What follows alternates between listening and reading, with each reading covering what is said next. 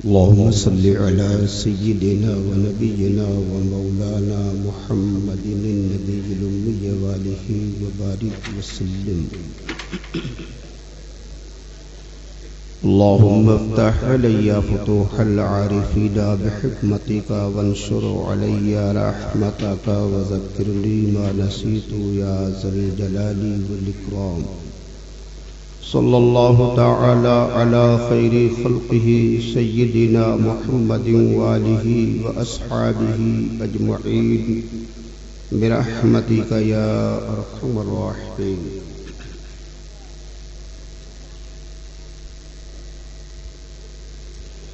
الحمد لله الحمد لله الذي يبدع الأفلاك والأرضين،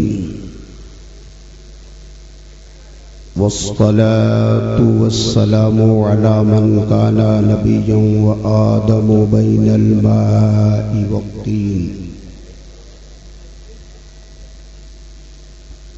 وعلى آله الطيبين الطاهرين وأصحابه وعلماء ملته وشهداء محبته أجمعين. أما بعد، فأعوذ بالله من الشيطان الرجيم. بسم الله الرحمن الرحيم. عالم الغيب فلا يظهر على غيبه أحدا إلا من ارتضى من رسول.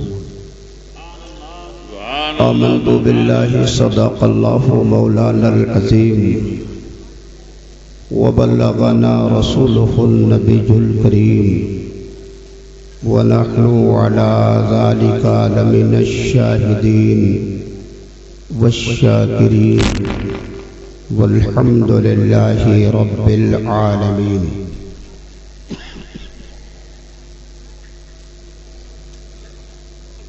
منبر شریف پر جلوہ بار سرپرست اجلاس مفکر اسلام استاذ العلماء حضرت علامہ مظفر الدین صاحب قبلہ، شیخ الحدیث جامعہ عربیہ مدینۃ العلوم بنارس، خلیفہ حضور تاج الشریعہ حضرت علامہ وکیل احمد صاحب قبلہ، ومبلغ اسلام حضرت علامہ محمد عمر صاحب قبلہ، ونقیب اجلاس پیکر شعر و سخن شاعر اسلام جناب مختار احمد صاحب حبیبی، و دیگر ارباب فکر و فن و اصحاب شعر و سخن و احباب اہل سنن، السلام علیکم ورحمۃ اللہ وبرکاتہ. وعلیکم السلام ورحمۃ اللہ وبرکاتہ. حضرات، میں نے آپ سب کی دہلیز محبت پہ سلام سنت پیش کیا ہے، لیکن آپ کی توجہ اسٹیج کی طرف نہیں ہے، آنے جانے والی لائٹ پر آپ کی توجہ ہے. لائٹ تو بارہا آتی ہے جاتی ہے، آتی رہے گی جاتی رہے گی، روز کا معمول ہے، لیکن یہ منبر رسول سے جو اقوال ذری نشر ہونے والے ہیں، یہ ایک نایاب چیز ہے. آج قسمت سے آپ کو یہ موقع ملا ہے، پوری توجہ آپ اپنے منبر کی طرف رکھیں. اور میں نے آپ سب کی محبت بھری جناب میں سلام سنت پیش کیا تھا، وہ لائٹ پہ نظر ہو گیا. دوبارہ پھر سلام کرنا چاہتا ہوں، لیکن آپ کی اجازت سے. بولیے سلام کرو، جواب دیں گے؟ آپ سب کی توجہ ہے نا؟ نعرہ تکبیر، نعرہ رسالت، حضرت علامہ نصیر الدین صاحب قبلہ چترویدی زندہ باد، علماء اہل سنت زندہ باد، انجمن رضائے مصطفیٰ زندہ باد. دوبارہ پھر میں سلام سنت پیش کر رہا ہوں. آپ سب سے امید ہے کہ مکمل طور پر جواب سے نوازیں گے. السلام علیکم ورحمۃ اللہ وبرکاتہ. حضرات، ابھی تھوڑا ہی وقفہ گزرا ہے کہ میں آپ کے روبرو ہوا اور میرے پیش ہوتے ہی ہمارے مہمان خطیب آپ سب کے حضرت علامہ نصیر الدین صاحب قبلہ چترویدی جو دیوریا کی سرزمین سے چل کر آپ کی بزم محبت میں جلوہ بار ہوئے ہیں، ابھی ابھی حضرت کی آمد ہو گئی اور حضرت کی آمد اس بات پر اشارہ کر رہی ہے کہ آپ آمد تیمم برخاست. ہم تو مقامی ہیں لیکن پھر بھی درمیان میں پیش ہوا ہوں. انشاءاللہ بس تھوڑے سے وقت میں تھوڑی سی بات عرض کر کے رخصت ہو جاؤں گا اور پھر آپ کے مہمان خطیب کا شاندار خطاب ہوگا. آئیے جی لگا کر سب سے پہلے ہم اور آپ انتہائی محبت کے ساتھ یک زبان و یک خیال ہو کر رسالت کے پیکر، خلائق کے سرور، محبوب داور، ساقی حوض کوثر، نبی اطہر، شفیع روز محشر، صاحب انا آتینا کل کوثر، حضور اکرم، تاجدار عرب و عجم، مالک رقاب نبی محترم، رسول مکرم، نور مجسم، شفیع سرور کائنات، فخر موجودات، صاحب کمالات، مخزن معجزات، جامع الصفات، سرکار احمد مجتبی محمد مصطفیٰ علیہ تحیت و ثنا کی بارگاہ بے کس پناہ میں جھوم کر باواز بلند درود شریف کا نذرانہ پیش کریں اور سب مل کر پڑھیں. اللہم صلی علی سیدنا و نبینا و مولانا محمد النبی الامی والہ وبارک وسلم. حضرات، ہماری جماعت کے جواں سال خطیب فاضل جلیل حضرت مولانا حافظ شفیع احمد صاحب قبلہ سے آپ نے انتہائی پرمغز ایمان افروز خطاب سماعت کیا ہے. جی لگا کر ایک مرتبہ اور بارگاہ رسالت میں درود و سلام کا نذرانہ پیش کیجیے. اللہم صلی علی سیدنا و نبینا و مولانا محمد النبی الامی والہ وبارک وسلم. دنیا میں جتنے انسان ہیں نگاہ انسانی حسن کی جویاں ہے. ہر ایک کی نگاہ حسن دیکھنا پسند کرتی ہے. حسینوں کو دیکھنے والی نگاہیں بہت ہوتی ہیں. کسی بدصورت، بد شکل، بد حیت کو سامنے کر دیا جائے تو آنکھ ہو کر بھی اپنی نگاہ خم کر لیتا ہے آدمی یا بند کر لیتا ہے. لیکن اگر کوئی حسین پیکر حسن و جمال نگاہوں کے سامنے ہو تو آدمی ہر ممکن کوشش کرتا ہے کہ اس کے حسن و جمال پر کچھ اپنی نگاہ کو مرکوز کر دیا جائے. ایک سے ایک خوبصورت چہرے والے آپ کے اس منبر رسول پر ہیں. یہ حضرت علامہ شفیع احمد صاحب قبلہ ایک خوبرو اور ایک خوبصورت جماعت اہل سنت کے زندہ دل خطیب. یہ ہماری جماعت کے بہترین شاعر اسلام مخدوم پوری، یہ جناب حافظ احمد اعظمی شاعر اسلام، نقیب اجلاس مختار احمد بنارسی، یہ سارے لوگ سب خوبصورت ہے کہ نہیں؟ اور دنیا میں بڑے بڑے حسن و جمال کے پیکر آپ کی نگاہوں کے سامنے گزرے ہیں. حسن والوں پر نگاہ انسانی خود بخود پڑا کرتی ہے، لیکن جتنے بھی حسن والے روئے زمین پر ہوں سب میں کوئی نہ کوئی کمی ضرور ہے. حسین تو سبھی ہیں لیکن کسی میں کوئی کمی، کسی میں کوئی کمی، کسی میں کوئی کمی. اور اگر یہ کمی نہ رہے تو وہ یکتائے روزگار ہے کہ وہ یکتائے روزگار بن جائے.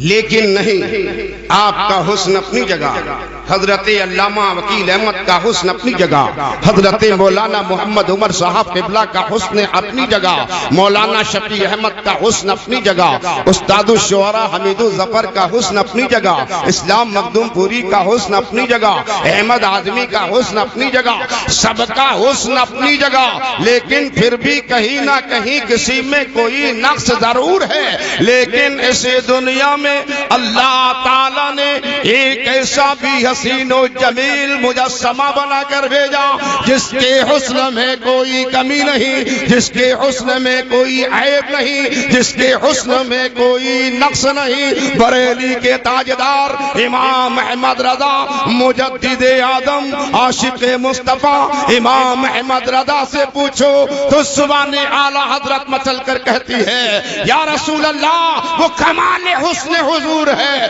کہ گمان نقص جہاں نہیں، یہی پھول خار سے دور ہے، یہی شمع ہے۔ سبحان اللہ سبحان اللہ، نعرہ تکبیر، نعرہ رسالت، وہ کمال حسن حضور ہے کہ گمان نقص جہاں نہیں۔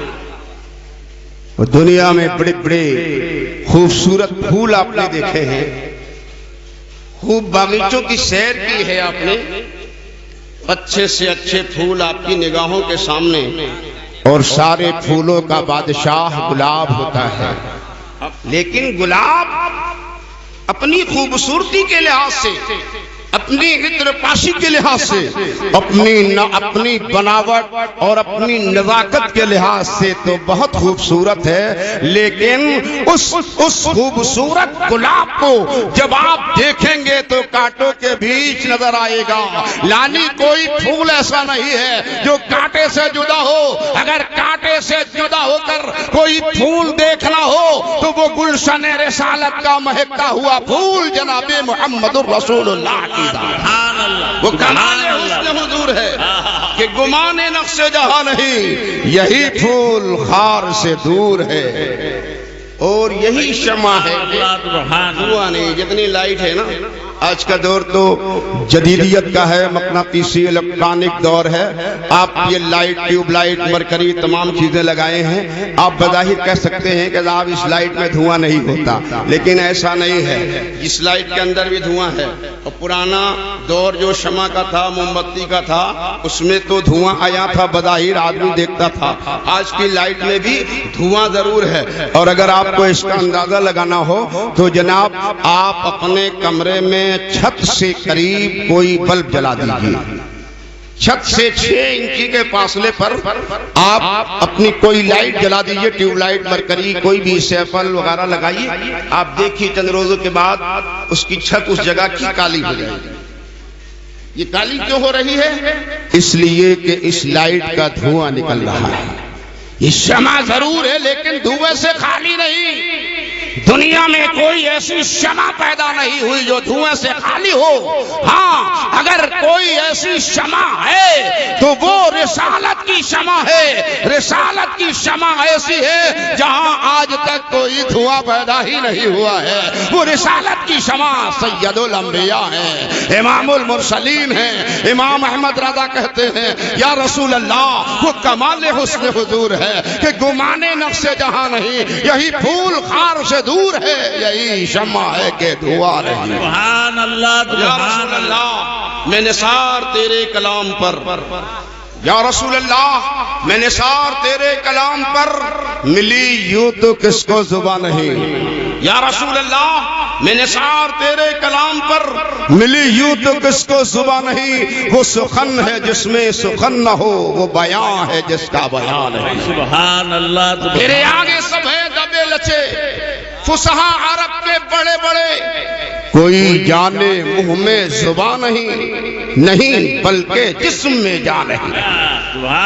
خدا خدا کا یہی ہے در، نہیں اور کوئی مپر مکر، جو وہاں سے ہو یہی آ کے ہو، جو یہاں نہیں تو وہاں نہیں، وہ کمال حسن حضور ہے کہ گمان نقص جہاں نہیں، یہی پھول خار سے دور ہے، یہی شمع ہے کہ دھواں نہیں۔ رات آپ سب کو معلوم ہو گیا کہ رسالت کی دنیا کا وہ حسین مہتاب جو اللہ نے نبیوں کا امام بنا کر ہمارے آپ کے بیچ بھیجا ہے، اس کے اندر کوئی عیب نہیں ہے، کوئی نقص نہیں ہے، کوئی کمی نہیں ہے، کسی طرح کی کوئی اس کے اندر کسی طرح کی کوئی قلت نہیں ہے، کوئی نقص نہیں ہے، بے عیب ہے، نقص سے پاک ہے، عیب سے پاک ہے، حسن کا پیکر ہے، اور زمانے میں اللہ کا محبوب اعظم بن کر آیا ہے۔ اور جب بے مثل و بے مثال ہے ذات مصطفیٰ، تو پھر ہم میں سے آپ میں سے کسی کو کیا حق ہے کہ اس کی نرالی ذات اور ذات ستودہ صفات کے اندر کوئی کمی نکالے، کوئی عیب نکالے، کوئی نقص نکالے۔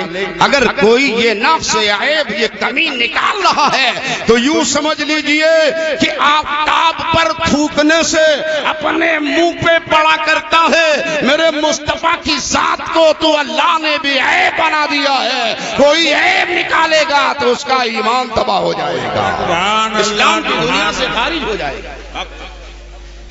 طرح طرح سے لوگ عیب نکالتے ہیں، کوئی کچھ کہتا ہے، کوئی کچھ کہتا ہے۔ میں کسی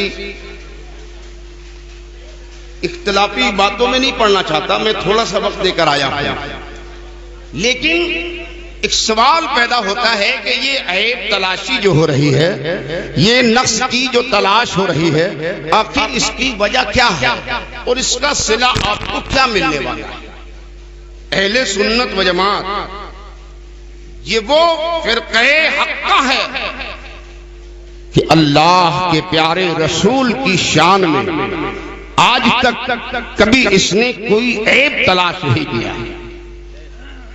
بلکہ جو اوصاف، جو کمالات، جو خوبیاں، جو درجات کی بلندی، جو رفعت، جو اللہ نے علو شان عطا فرما دیا ہے، اہل سنت و جماعت سب بدل و جان تسلیم کرتے ہیں، اور اپنی عقل کی بنیاد پر تو انہیں عرفہ و اعلیٰ سمجھتے ہی ہیں، ساتھ ہی اس پر بھی اتفاق نہیں کرتے، بلکہ سب کچھ سمجھنے کے بعد یہ کہہ دیتے ہیں فرش والے تیری شوکت کا علو کیا جانے، خسروا عرش پہ اڑتا ہے پرائرہ تیرا۔ ہم نے تو اپنے طور پر سمجھا ہے آپ کی شان آپ کا خدا جانتا ہے، آپ کی شان آپ کا خدا جانتا ہے، لیکن کچھ لوگ ہیں کہ آپ ان کو سکون اس وقت ملتا ہے، کھانا ہضم اس وقت ہوتا ہے، چین کی نیند اس وقت آتی ہے جب کہ میرے نبی کی شان میں کوئی نہ کوئی کمی اپنی عقل کے مطابق جب تک نکال نہیں لیتے۔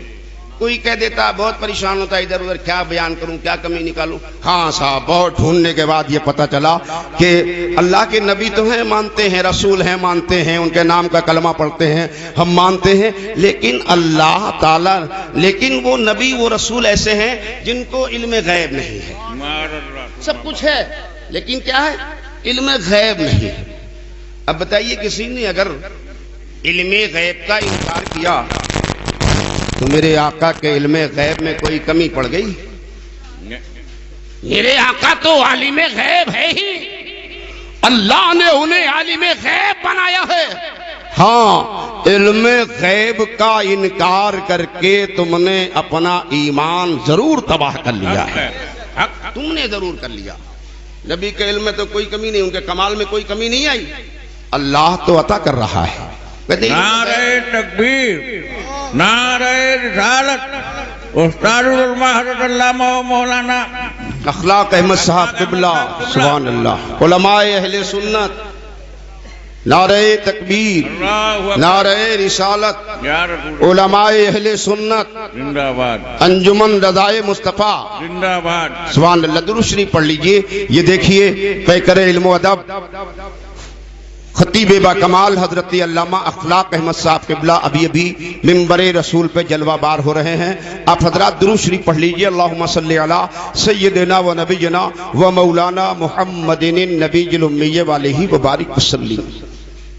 کہہ دیا کہ علم غیب نہیں، اب سوال پیدا ہوگا دیوانے تو چھوڑیں گے نہیں، ایمان والے تو ان کے چکر میں پڑھ ہی جائیں گے، تو ایک جواز اپنے واسطے بنا لیا کہ وہ علم غیب ہم اس لیے نہیں مانتے کہ اگر علم غیب سرکار کی ذات کے لیے مان لیں گے تو علم غیب اللہ کو ہی حاصل ہے اور ذات خدا بندی ہی عالم غیب ہے، اس لحاظ سے اگر انہیں بھی عالم غیب مان لیں گے تو شرک ہو جائے گا، لہذا شرک نہ ہونے پائے اس لیے ہم اللہ کو عالم غیب مانتے ہیں اور نبی کو عالم غیب نہیں مانتے۔ اور کہنے والا کوئی بڑی دلیری کے ساتھ جرات کے ساتھ کہتا میں قسم کھا کر کہتا ہوں کہ نبی کو معاذ اللہ علم غیب نہیں تھا۔ ایک سوال پیدا ہوتا ہے، یہ قسم کھا کر کہنے کی کیا ضرورت ہے؟ آپ کو دائرہ اسلام سے خارج ہونے کے لیے تو اتنا ہی کہہ دینا کافی تھا، قسم کھانے کی کوئی ضرورت نہیں تھی۔ آپ کہتے رہتے، یوں ہی کہہ دیتے تو لوگ سمجھ لیتے کہ آپ کا حکم شریعت کی دنیا میں کیا ہے، لیکن قسم کھا کر کہتا ہوں۔ اور کیوں؟ اس لیے کہ آپ عالم غیب اللہ ہے، اللہ کے علاوہ کسی کو علم غیب نہیں۔ کوئی کہتا ہے کہ آپ اگر عالم غیب ہمارے سرکار ہیں تو قرآن کریم کی کوئی آیت بتائیے۔ سوال پیدا ہوتا ہے کہ قرآن کریم میں تو بے شمار آیتیں اس تعلق سے ہیں۔ یہ الگ بات ہے کہ جب اہل ایمان دیکھتے ہیں تو قرآن کے حرف سے مدحت مصطفیٰ نظر آتی ہے، اور جب نظر کے چور اور ایمان کے اندھے دیکھتے ہیں تو انہیں مصطفیٰ کا نقش نظر آتا ہے۔ اللہ قرآن کریم کی آیت، اللہ تعالیٰ نے قرآن کریم میں ارشاد فرمایا عالم الغیب فلا یظہر علی غیبہ احدا الا من ارتضی بالرسول من رسول۔ یہ قرآن کریم کی آیت ہے، اسی کو میں نے موضوع سخن بنایا ہے۔ اللہ تعالیٰ قرآن کریم میں ارشاد فرما رہا، 29واں پارہ ہے، سورہ جن ہے، اس کی یہ ایک آیت ہے عالم الغیب فلا یظہر علی غیبہ احدا الا من ارتضی من رسول۔ یہ قرآن کی آیت ہے، اس کا ترجمہ اور مفہوم اپنے ذہن میں آپ بٹھانے کی کوشش کریں اور اپنے ایمان کو سنوار لیجیے۔ قرآن کریم میں اللہ تعالیٰ نے ارشاد فرمایا عالم الغیب فلا یظہر علی غیبہ، وہ علم غیب جاننے والا یعنی اللہ کی ذات، اللہ عالم غیب ہے اور اب فرماتا ہے کہ وہ علم غیب جاننے والا فلا یظہر علی غیبہ احدا، وہ کسی پر اپنے غیب کو ظاہر نہیں فرماتا۔ اللہ تعالیٰ کیا کہہ رہا ہے؟ عالم غیب خدا کی ذات ہے اور اللہ تعالیٰ کسی پر، عام بندے پر، کسی بندے پر علم غیب کو ظاہر نہیں فرماتا، مطلع نہیں فرماتا۔ لیکن اب یہاں تک تو بات ان کے مطلب کی بڑی اچھی، ہاں بھائی دیکھیے اللہ نے خود کہہ دیا ہے کہ اللہ ہی عالم الغیب ہے اور وہ کسی بندے پر علم غیب ظاہر نہیں فرماتا، اور جب ظاہر نہیں فرماتا تو ہمارے نبی کہاں سے عالم غیب ہو گئے، کہہ سکتا ہے آدمی۔ لیکن یہاں تک کا مفہوم سمجھنے کے بعد آپ بس مت کیجئے، بلکہ آگے بڑھ کر دیکھیے اللہ تعالیٰ آگے کیا ارشاد فرما رہا۔ رب ارشاد فرماتا ہے الا من ارتضی من رسول۔ سبحان اللہ سبحان اللہ۔ اللہ تعالیٰ عام بندے پر ظاہر نہیں فرماتا مگر اپنے رسولوں میں سے جسے راضی ہو جاتا ہے اسے علم غیب عطا فرما دیتا۔ سبحان اللہ سبحان اللہ سبحان اللہ۔ اپنے رسولوں میں جس رسول سے وہ خدا راضی ہو جائے اسے علم غیب عطا فرما دیتا ہے۔ بات سمجھ میں آ رہی ہے نا؟ ولا یظہر علی غیبہ احدا الا من ارتضی من رسول، رسولوں میں سے جس سے راضی ہو جائے اسے اللہ علم غیب عطا فرما دے گا، جس رسول سے بھی۔ ایک ہمارے نبی کی بات نہیں، سارے انبیاء و مرسلین آدم علیہ السلام سے لے کر عیسیٰ علیہ السلام تک جتنے انبیاء و مرسلین آئے ان میں جس سے بھی اللہ راضی ہو جائے اسے علم غیب عطا فرما دے گا، سبحان اللہ اور فرما دیا ہے۔ اب ایک سوال پیدا ہوتا ہے، اللہ تعالیٰ نے فرمایا کہ اللہ ہی کی ذات تو عالم غیب ہے، لیکن اللہ جس رسول سے راضی ہو اسے علم غیب عطا فرما دیتا ہے۔ ہمارے نبی سے اللہ راضی ہے کہ نہیں؟ یا آپ بتائیے، ہمارے نبی سے اللہ راضی ہے کہ نہیں؟ پوری دنیا کو چیلنج ہے، پوری دنیا کا کوئی بندہ خدا یہ نہیں کہہ سکتا کہ معاذ اللہ مصطفیٰ سے خدا ناراض ہے۔ مصطفیٰ سے خدا ناراض نہیں، مصطفیٰ سے خدا راضی، اور ایسا راضی ہے کہ دونوں عالم اللہ کی رضا ڈھونڈتے ہیں، اور میرا مصطفیٰ کو مصطفیٰ کی رضا ڈھونڈتا ہے، میرا خدا میرے مصطفیٰ کی رضا ڈھونڈتا ہے۔ سبحان اللہ سبحان اللہ۔ اور اللہ راضی نہ ہوتا تو یہ چاند کے دو ٹکڑے کیسے ہوتے، یہ پلٹا ہوا سورج کیسے آتا، یہ ڈوبا سورج کیسے پلٹتا، یہ انگلیوں سے چشمے کیسے نکلتے، یہ درخت قدموں میں کیسے آتے، یہ رب کی رضا ہی کی بنیاد پر ہے۔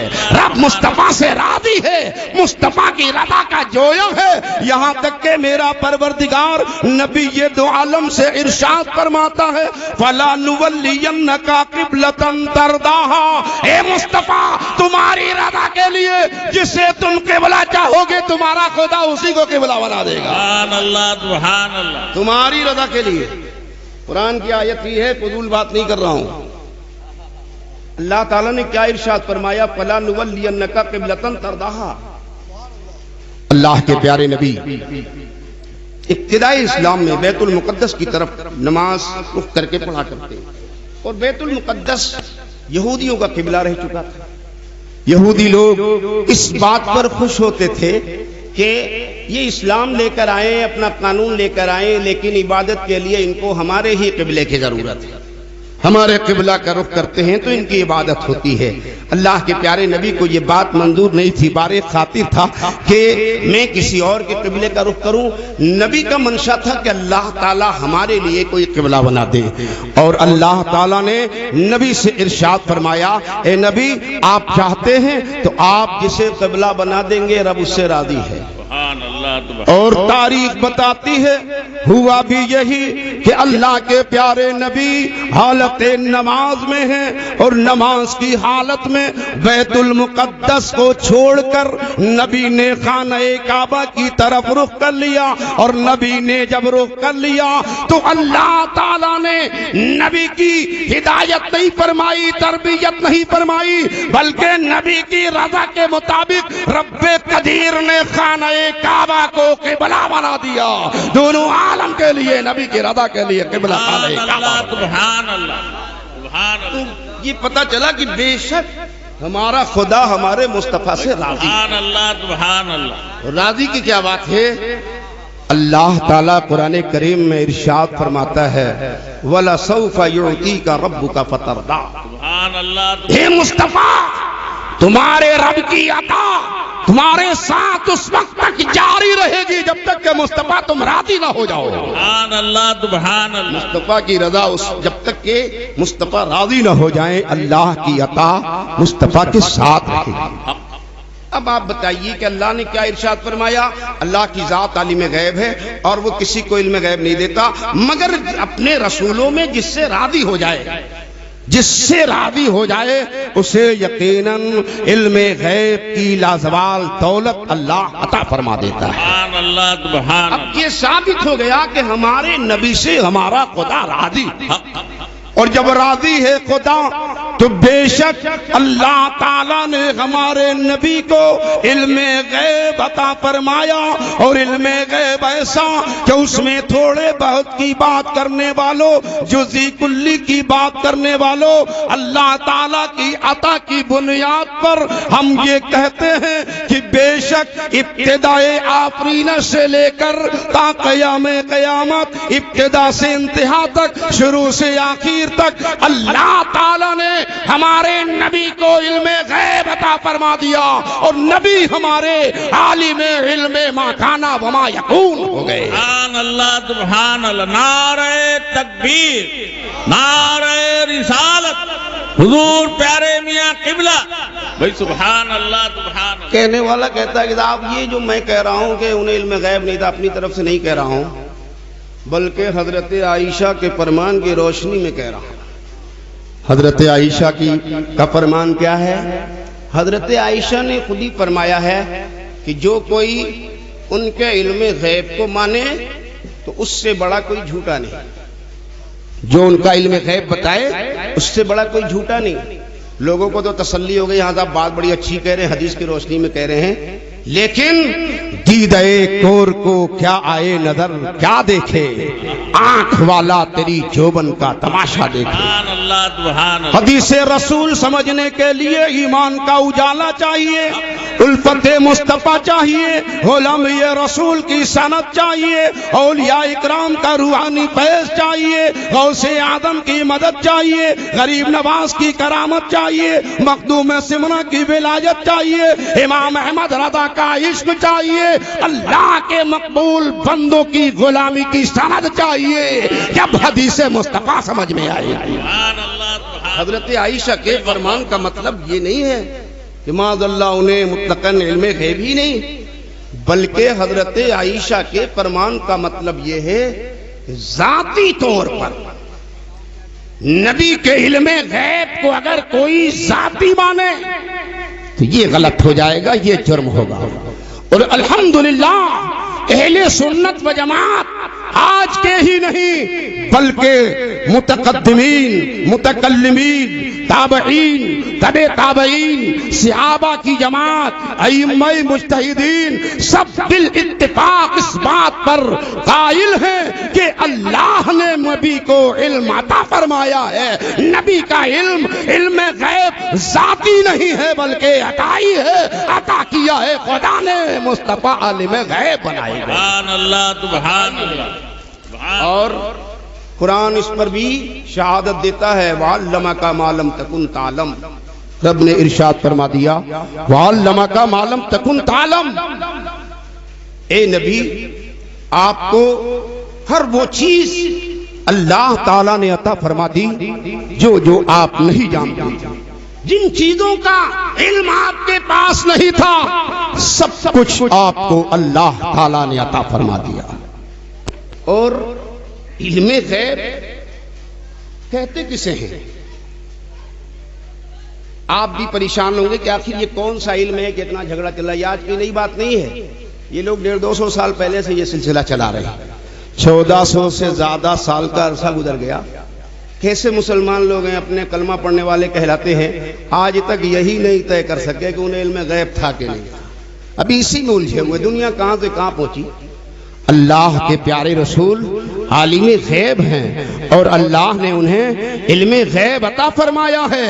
غیب کہتے ہیں چھپی چیزوں کو، جو بات چھپی ہو کوئی نہ جانتا ہو اس کی جانکاری ہونا، یہی علم غیب ہے۔ سبحان اللہ۔ آپ دیکھیے، آپ کے سامنے میں کھڑا ہوں، اپنی جیب میں نے ہاتھ ڈالا اور میں نے ہاتھ نکالا، جیب کے اندر سے میری مٹھی بند ہے، بند ہے کہ کھلی؟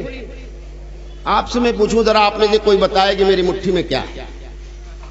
بتا دیجیے، بڑے جانکار لوگ ہیں آپ لوگ، سلیقے مند ہیں، ہنر مند ہیں، شہر والے ہیں، باشعور ہیں، بتائیے آپ کیا؟ میں اناؤنسر صاحب سے پوچھوں گا تو شاید یہ بھی نہ بتائیں، بتا دیں گے؟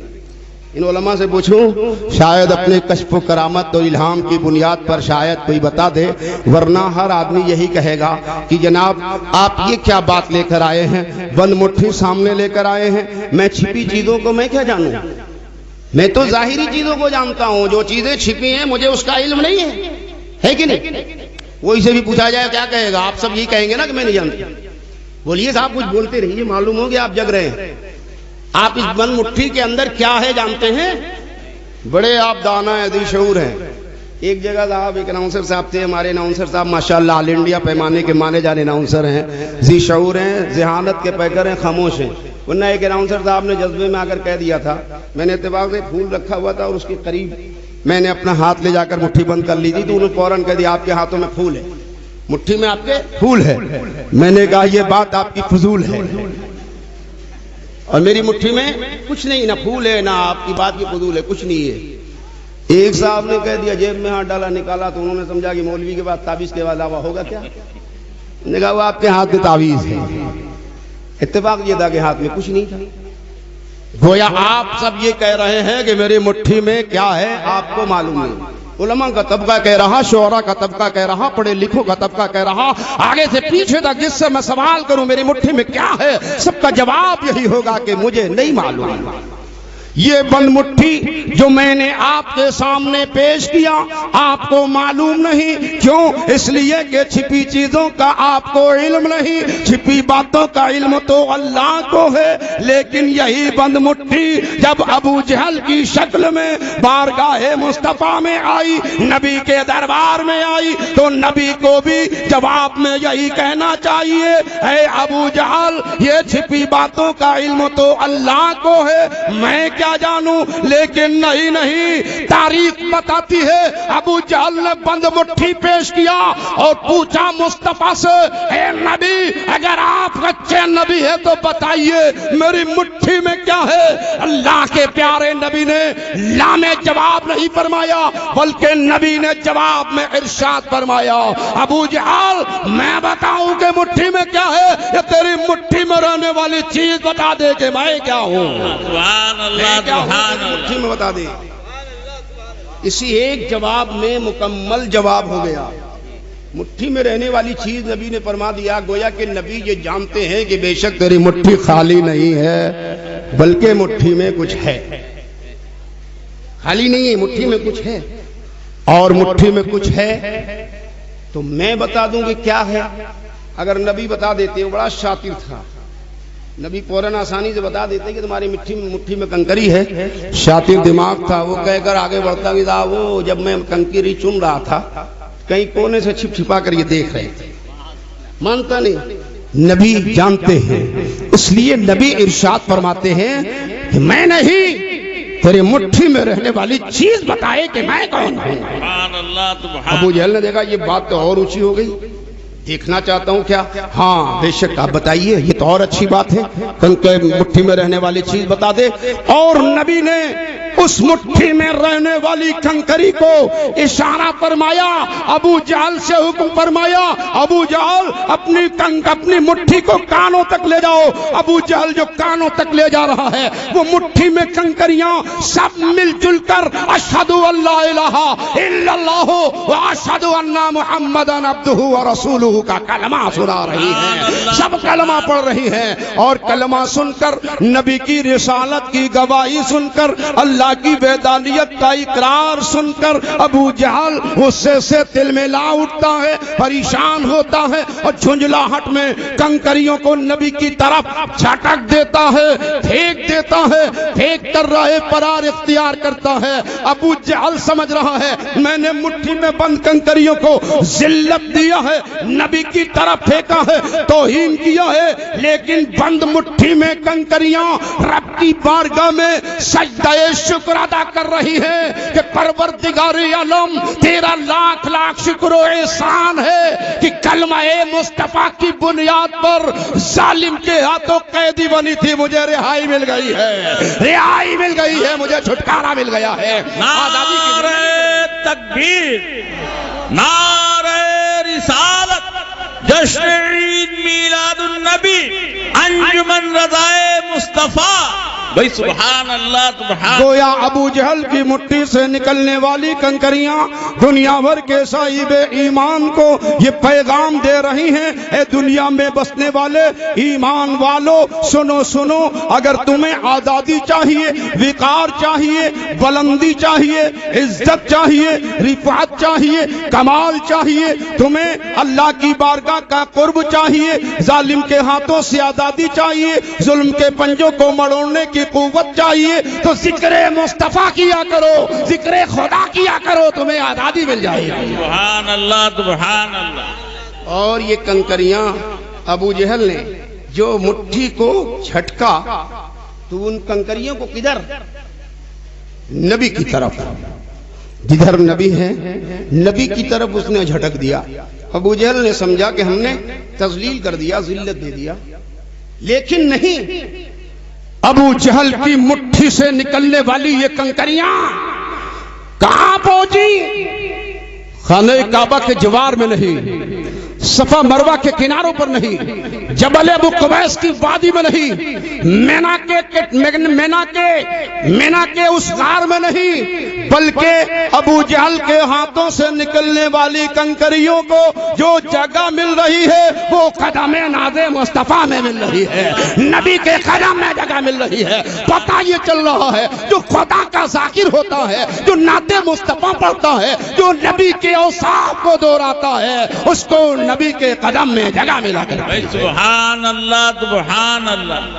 अच्छा देखिए, अबू जहल मुट्ठी में कंकरी लेकर आया और नबी से ये पूछ रहा है कि बताइए इस मेरी मुट्ठी में क्या है। एक सवाल पैदा होता है कि अबू जहल को ये सवाल करने की क्या जरूरत है, ये सवाल करने की क्या जरूरत है, आप बताइए कि मेरी मुट्ठी में क्या है। इस सवाल से क्या फायदा? सवाल बड़ा माना रखता है।